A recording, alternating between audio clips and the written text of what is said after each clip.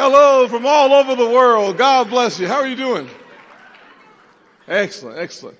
I will say I love the concept, the topic of restoring the American dream. One of the things I think about when I think about restoring the American dream is where my dream started. My dream started with a little lady named Frances Scott, my mother. Here's a woman working 16-hour days, trying to keep the lights on and food on the table. And she taught me early on. She said, son, if it is to be, it's up to me. That I had to take the individual responsibility to make sure I invested all I had into the life the good Lord and my mama gave to me. Now, how many of y'all know that even when you get good information and good advice, you don't always follow it? I am not the only one. Good. So by the time I was a freshman in high school, my mother working those 16 hours days, giving me the dream of shooting for the moon, and even if you miss it, you'll be among the stars. If I heard that one time, I heard it 1,000 times. But unfortunately for me, I didn't pay close attention. So as a freshman, I failed out of high school, failing 4 subjects. I failed world geography. I think I'm the first senator to fail civics, which is the study of politics. I will say, though, after 10 years in the United States Senate, I am not the only person failing civics in America's capital. A lot of my friends to the left are failing civics, too. I also failed Spanish and English. Lord have mercy on me. When you fail Spanish and English, no one calls you bilingual. No, they call you bi-ignorant because you can't speak in any language. But as I think back of that kid failing out, I had 2 major blessings. One was a mother who believed that prayer was the key and faith would unlock the door. And she taught me to put my faith in God, no matter my circumstances, no matter the situation. One of the most important keys to restoring the American dream is having a faith-filled country where all things are possible. I met a mentor, John Moniz, a Chick-fil-A operator who taught me Luke 6:38. He taught me that if you're going to restore and experience your American dream, you have to first give before asking to receive. That's Luke 6:38. That if you give, it shall be given unto you in good measure, pressed down, shaken together, and running over, shall it come back to you.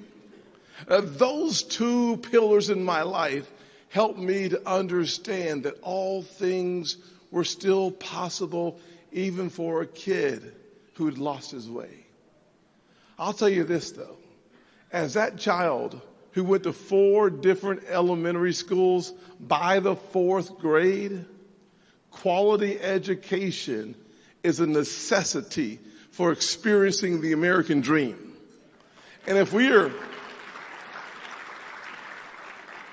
are going to experience the American dream, we must make sure that every zip code in America has quality education, and that will take having a president who believes in school choice, a president like Donald Trump. We must believe in our own future and have that future start in every single zip code in America. As my education continued, I finished high school on time because my mother, that freshman year, as she went through the shooting for the moon and missing it, she also taught me that there are consequences to your actions. Let me say that one more time. There are consequences to your actions. Can I get an amen?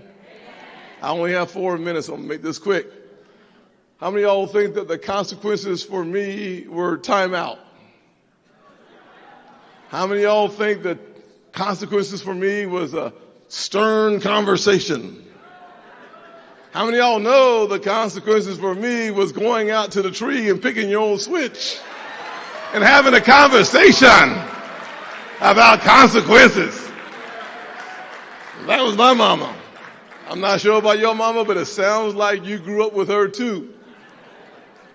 But in the end, I learned very quickly that if I applied myself, when you overcome your obstacles, you start seeing a brighter future. My mentor taught me I was blessed with the greatest citizenship on all of God's green earth, being an American.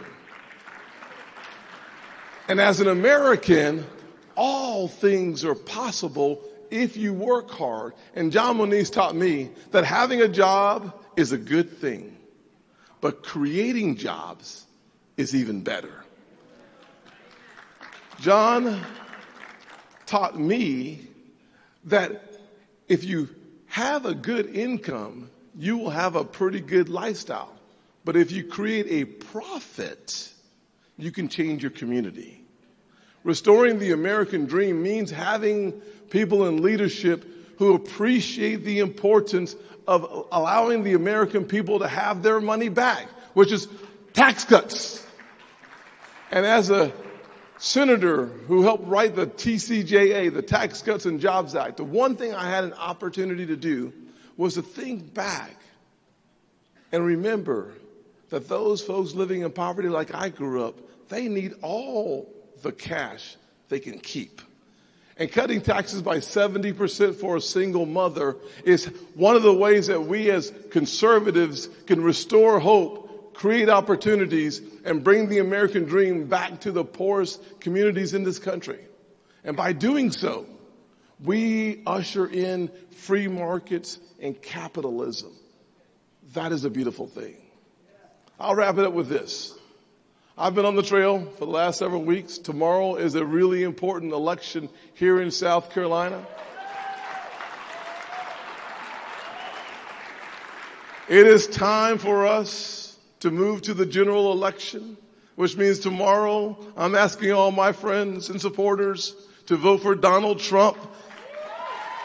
So we get 4 more years of a president who believes in school choice. So we get 4 more years of a president who believes in tax cuts. We get 4 more years of a president who wants to close our southern border.